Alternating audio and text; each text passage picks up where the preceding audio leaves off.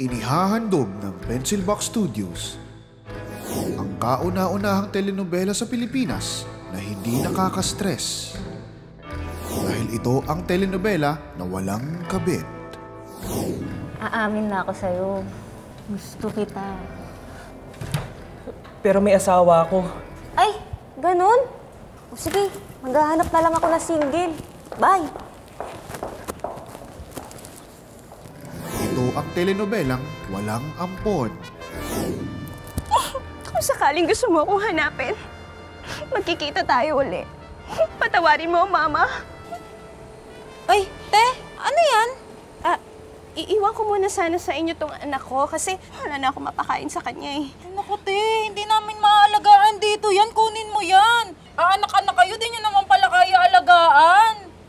Alis mo dito yan. Perwisyo ka pa sa ibang tao eh. Hindi na pwede, puno na kayo dito. Baka may reko pa. Ito ang telenobelang walang naghihiganti.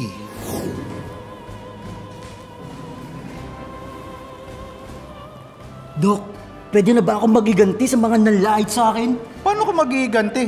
Hindi naman nabago yung mukha mo eh. Oh, tingnan mo sa salamin. Oo nga, ang pangit ko pa rin. Patawarin mo na sila. Masakit eh. Ito ang telenobelang walang nasasagasaan.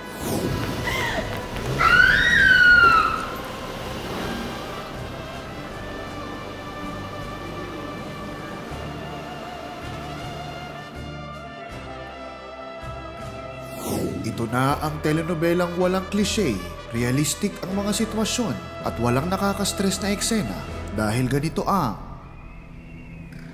totoong buhay.